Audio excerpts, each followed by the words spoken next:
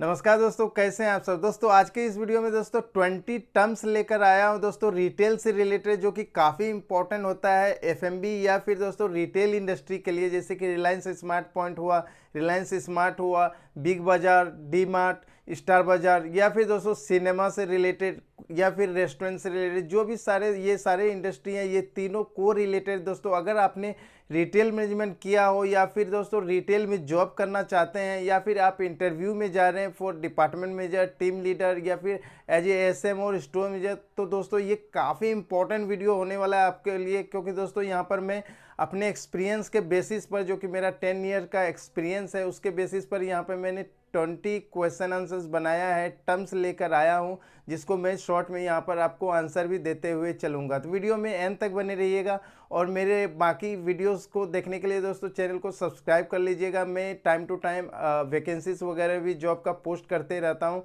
तो फॉलो कीजिए और आप लोग भी अपडेट रहिए। किसी भी राज्य में है आपको वहाँ पर मेरे पोस्ट पर वैकेंसी देखने को मिल जाता है। दोस्तों सबसे पहला क्वेश्चन आता है एटीसी या फिर एपीसी। इसका मतलब होता है दोस्तों एवरेज पर ट्रांजैक्शन, यानी कि दोस्तों आपने जितना भी सेल किया और जितने भी आपके ट्रांजैक्शन हुए, अगर आप पूरे सेल को ट्रांजैक्शन से डिवाइड कर देंगे तो आपको एवरेज पर ट्रांजैक्शन मिल जाएगा, यानी कि एवरेज एपीटी, एवरेज पर ट्रांजैक्शन। ठीक है दोस्तों।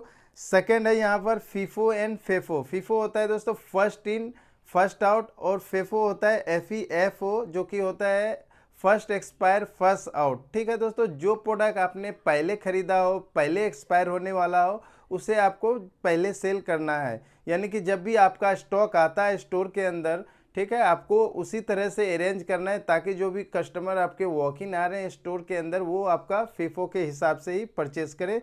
जो सामने वाला हो उसका एक्सपायरी डेट नज़दीक होना चाहिए, जिसका एक्सपायरी डेट ज़्यादा है वो पीछे की ओर होना चाहिए। ठीक है दोस्तों। यहाँ पर थर्ड क्वेश्चन है व्हाट इज़ पीएनएल। जी हाँ दोस्तों, रिटेल के लिए या फिर दोस्तों किसी भी बिजनेस के लिए पीएनएल काफ़ी इंपॉर्टेंट होता है। इसका मतलब है प्रॉफिट एंड लॉस। तो दोस्तों मंथ एंड में किसी भी बिजनेस में आपको पीएनएल काफ़ी इंपॉर्टेंट होता है। आपको उससे पता लगता है पूरे महीने में क्या कुछ सेल हुआ, क्या कुछ एक्सपेंसेस हुए और क्या कुछ सेविंग हो पाया उस बिजनेस के लिए। दोस्तों यहाँ पर फोर्थ क्वेश्चन है व्हाट इज डीएसआर। डीएसआर होता है दोस्तों डेली सेल रिपोर्ट, यानी कि जो भी स्टोर के अंदर डेली सेल हो रहा है उस रिपोर्ट के अंदर पूरी डिटेल में होती है कि कितना क्या कंट्रीब्यूशन रहा, कैटेगरी वाइज, बेवरेज में कितने हुए, स्टेपल में कितने हुए, जनरल मर्केंडाइजर का क्या परसेंटेज रहा, ये सारा कुछ बिल्कुल डिटेल में होता है डीएसआर रिपोर्ट के अंदर। फिफ्थ क्वेश्चन है दोस्तों व्हाट इज एसटीओ। एसटीओ होता है दोस्तों स्टॉक ट्रांसफर ऑर्डर, यानी कि दोस्तों एक स्टोर से दूसरे स्टोर जब आप कोई भी प्रोडक्ट भेजते हैं तो उसे एसटीओ क्रिएट करना पड़ता है, जिससे कि वो स्टॉक दूसरे स्टोर में फिर रिफ्लेक्ट करने लग जाता है। या फिर दोस्तों आप बोल सकते हैं कि अगर वो डिस्ट्रीब्यूशन सेंटर डीसी से आया है तो वो स्टॉक का भी एसटीओ बनेगा, जिससे कि वो स्टॉक जहाँ पर भेजा जा रहा है वहाँ पर रिफ्लेक्ट करे। ठीक है दोस्तों। यहाँ पर सिक्स क्वेश्चन है व्हाट इज एसएलपी। एसएलपी होता है दोस्तों सिक्योरिटी लॉस प्रिवेंशन, यानी कि दोस्तों स्टोर के अंदर जो प्रोडक्ट होते हैं उसकी भी रखवाली करनी होती है ताकि उसका इन्वेंट्री मेंटेन रहे। तो ये काम सिक्योरिटी का होता है, उसे ही एसएलपी बोला जाता है, उस पोस्ट को एसएलपी बोला जाता है। सेवन्थ क्वेश्चन है दोस्तों व्हाट इज एसक्यू। एसक्यू होता है दोस्तों स्टॉक कीपिंग यूनिट, यानी कि दोस्तों जितने भी स्टोर के अंदर प्रोडक्ट होते हैं उन सभी की काउंटिंग होती है, उस सभी की फिजिकल इन्वेंट्री की जाती है और उसका हिसाब रखा जाता है कि कितना रिसीव हुआ, कितना सेल हुआ और कितना वहाँ पर श्रिंक हो रहा है, कितना वहाँ पर लॉस हो रहा है, डैमेज हो रहा है। ये सारे चीज़ों की एसक्यू को हिसाब रखा जाता है। ठीक है, उसे ही एसक्यू बोलते हैं, स्टॉक कीपिंग यूनिट। यहाँ पर 8th नंबर का क्वेश्चन है दोस्तों व्हाट इज सीएसडी। तो सीएसडी होता है कस्टमर सर्विस डेस्क। जी हाँ दोस्तों, हर एक स्टोर में जो बड़े स्टोर होते हैं वहाँ पर एक पॉइंट होता है जहाँ पर कि कस्टमर जाके अपना कंप्लेन कर सके या फिर उनका कुछ भी क्वेरी हो तो वहाँ से वो रिजॉल्व करा सके, उसे ही सीएसडी बोलते हैं, कस्टमर सर्विस डेस्क। ठीक है दोस्तों। यहाँ पर 9th नंबर का क्वेश्चन होता है व्हाट इज पीओ। जी हाँ दोस्तों, अगर आपको कुछ भी ऑर्डर करना है डिस्ट्रीब्यूशन सेंटर से या फिर दोस्तों कुछ भी मंगवाना है आपको वेंडर के थ्रू, तो आपको एक पीओ क्रिएट करना पड़ता है, जो कि बेसिकली हेडक्वार्टर से होती है किसी भी ऑर्गेनाइजेशन से। ठीक है, तो उसे ही पीओ बोलते हैं, परचेज ऑर्डर। अगर आप उसका परचेज ऑर्डर डालेंगे तभी आपको वो स्टॉक मिलता है। ठीक है। 10th नंबर का क्वेश्चन है व्हाट इज ईबिटा। तो ईबिटा होता है दोस्तों EBITDA, earning before interest tax depreciation and amortisation. PNL के अंदर दोस्तों बहुत सारे आपको वहाँ पर सेल देखने को मिलता है। सेल के अंदर बहुत सारे एक्सपेंसेस होते हैं, तो सेल से सारे एक्सपेंसेस माइनस करने के बाद आपको ईबिटा मिलता है फाइनल फिगर। तो ईबिटा जो होता है दोस्तों, ईबिटा में आपका डिप्रिसिएशन भी वहाँ पर माइनस किया जाता है। यानी कि अगर आपका स्टोर बनाने में 10 करोड़ की लागत लगी है तो उसमें जितने भी सारे एसेट हैं, जैसे कि एसी हो गए, वहाँ पर बहुत सारे फिक्चर्स होंगे, इन सब का एक लाइफ होता है। अगर मान लेते हैं कि उसकी 10 साल की लाइफ है तो 10 साल में वो सारा डिप्रिसिएशन में आपका जो भी सेल हो रहा है उससे भी माइनस होते जाएगा हर पीएनएल के अंदर। तो उसे भी ईबिटा के अंदर कैलकुलेट किया जाता है, उसे ही डिप्रिसिएशन बोला जाता है दोस्तों। ठीक है, जो कि काफ़ी इंपॉर्टेंट होता है जानने के लिए, इंटरव्यूअर कई बार आपको पूछ लेते हैं। ठीक है, यहाँ पर नेक्स्ट क्वेश्चन है 11 नंबर का, व्हाट इज़ पीआई। पीआई होता है दोस्तों फिजिकल इन्वेंट्री। किसी भी बिजनेस के लिए फिजिकल इन्वेंट्री काफ़ी इंपॉर्टेंट होता है, क्योंकि वहाँ पर आपको फिजिकल इन्वेंट्री के थ्रू आपका स्टॉक का स्टेटस पता लगता है। ठीक है, कि आपके स्टोर के अंदर कितना स्टॉक आया और कितना स्टॉक आपने सेल किया और वहाँ पर कितने स्टॉक मिसिंग है या फिर श्रिंकेज है या फिर डैमेज हुए हैं। ठीक है, ये सारा हिसाब रखना पड़ता है, तभी आप वहाँ पर एक अच्छा प्रॉफिट वाला बिजनेस कर सकते हैं। जो छोटे किराने होते हैं दोस्तों, वहाँ पर फिजिकल इन्वेंट्री मिसिंग होती है, वो लोग कैलकुलेशन उतनी नहीं करते हैं, हिसाब नहीं रखते हैं उसका, इसी की वजह से उनका बिजनेस इतना ज़्यादा प्रॉफिट नहीं कर पाता है। जो छोटे छोटे शॉप होते हैं वो इन सब चीज़ों का हिसाब नहीं रखते हैं। यही चीज़ एक ऑर्गेनाइज रिटेल में अगर आप जाएंगे तो वहाँ पर ये टाइमली बेसिस पे किया जाता है, क्योंकि वहाँ पर बहुत सारे एसक्यूज होते हैं, बहुत सारे प्रोडक्ट आते हैं, तो उसका हिसाब रखना काफ़ी इम्पोर्टेंट होता है।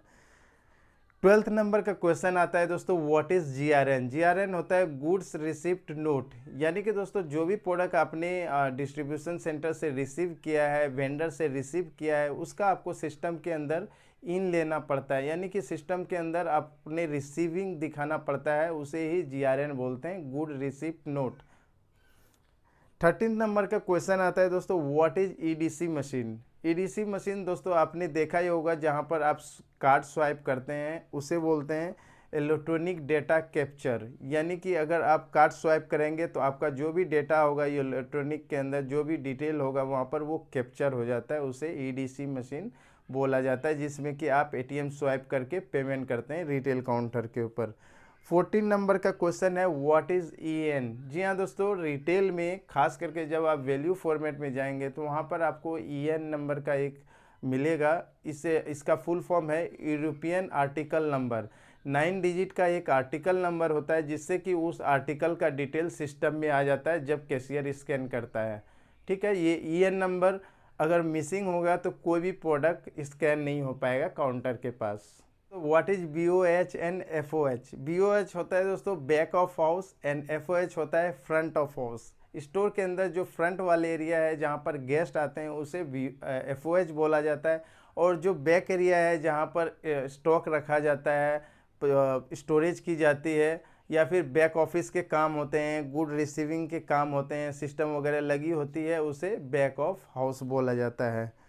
ठीक है दोस्तों, 16 नंबर का क्वेश्चन है व्हाट इज हॉटस्पॉट। दोस्तों रिटेल के अंदर हॉटस्पॉट काफ़ी इंपॉर्टेंट होता है, क्योंकि जो हॉटस्पॉट होता है, हॉटस्पॉट एक तरह का एक सेल्फ है, एक गंडोला है, जो कि बिल्कुल स्टोर के अंदर एंट्री करने के बाद बिल्कुल आपको सामने देखने को मिलेगा। हॉटस्पॉट पर वो प्रोडक्ट रखी जाती है जो कि हाईली मार्जिन होते हैं, या फिर जिस प्रोडक्ट को ज़्यादा सेल करने के लिए स्टोर की तरफ से या फिर स्टोर के हेडक्वार्टर की तरफ से प्रमोशन वगैरह चलाए जाते हैं, वो हॉटस्पॉट पर रखा जाता है। हॉटस्पॉट बहुत ज़्यादा इंपॉर्टेंट होता है, क्योंकि हॉटस्पॉट से ज़्यादा मूवमेंट होता है, वहाँ पर कस्टमर एंट्री होते हैं, सबसे पहले उनकी नज़र हॉटस्पॉट के ऊपर जाता है और वो प्रोडक्ट ज़्यादा सेल होता है, और कंपनी के लिए भी अच्छा होता है, क्योंकि वो ज़्यादा मार्जिन देता है। जो उसके ब्रांड्स होते हैं वो ब्रांड्स उस पर ज़्यादा मार्जिन प्रोवाइड करता है रिटेलर को। कस्टमर पोल डिस्प्ले, जी हाँ, आपने कई बार ऐसा देखा होगा कि पोल टाइप का बना रहता है। ठीक है, कैश काउंटर पे पोल टाइप का, तो उन पोल्स पे कैश काउंटर पे भी होता है, कई बार स्टोर के बीच में भी होता है बड़े स्टोर में। तो वहाँ पर क्या होता है कि बहुत सारे डिस्प्ले लगे होते हैं, मतलब विजुअल मर्केंडाइजर लगे होते हैं, कस्टमर पोल डिस्प्ले। तो वहाँ से आप देख सकते हैं पोल में लगे हुए जो एडवर्टाइजमेंट होते हैं, या कई बार प्रोडक्ट भी वहाँ पर पोल में हैंग किया जाता है जो कि फास्ट मूविंग प्रोडक्ट होते हैं, ताकि वो ऐड ऑन कर दे वैल्यू में और सेल में इंक्रीज करने के लिए थोड़ी बहुत वहाँ पर ऐड ऑन मिल सके रिटेलर को। ठीक है दोस्तों, नेक्स्ट क्वेश्चन आता है यहाँ पर 18 नंबर का, व्हाट इज मार्जिन। जी हाँ दोस्तों, मार्जिन ऐसे निकलता है cost price, selling price minus cost price. मान लीजिए आपने कोई भी प्रोडक्ट 10 रुपये में खरीदी किए और उसको आपने 12 रुपये में बेचा, तो जो 2 रुपये का आपका वहाँ पर डिफरेंस है वो आपका मार्जिन हुआ। ठीक है, वही आपका प्रॉफिट होता है। ठीक है, 19 नंबर का क्वेश्चन है दोस्तों, व्हाट इज पेटी कैश। जी हाँ दोस्तों, एक रिटेल स्टोर को चलाने के लिए बहुत सारी एक्स्ट्रा कॉस्ट की ज़रूरत पड़ती है, जैसे कि लोकल परचेस आपको कुछ करने पड़ेंगे, स्टेशनरी वगैरह, ठीक है, पेन्स वगैरह बच्चों के लिए जो कि आपका वहाँ पर स्टाफ होते हैं, या फिर स्टाफ के लिए स्नैक्स वगैरह होते हैं, टी वगैरह होते हैं। तो ये सारे चीज़ें क्या है, पेटी कैश से मैनेजमेंट किया जाता है, आपको हैप्पी कार्ड के थ्रू प्रोवाइड की जाती है कंपनी के थ्रू, और उसकी हिसाब रखी जाती है जो कि अप्रूवल के बाद क्लेम लगता है, और फिर नेक्स्ट मंथली वाइज वो आपको अमाउंट वापस आपके हैप्पी कार्ड में रिफ्लेक्ट करने लगता है। तो उसे ही पेटी कैश बोला जाता है।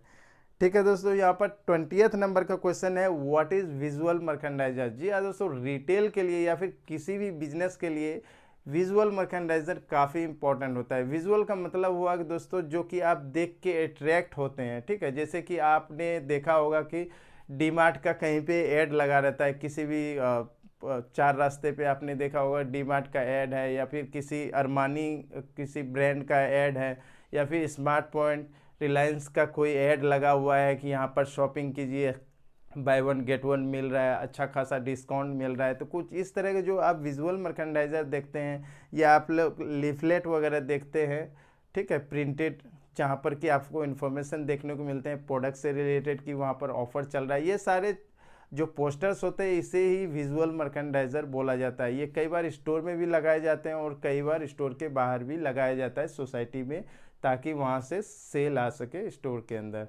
ठीक है दोस्तों, तो ये था दोस्तों आज का वीडियो। आशा करता हूँ ये काफ़ी इंफॉर्मेशनल लगा होगा आपको। ठीक है, चैनल को सब्सक्राइब नहीं किया, चैनल सब्सक्राइब कर लीजिए, क्योंकि दोस्तों इस तरह की यूज़फुल वीडियोस में लाता रहता हूँ। धन्यवाद।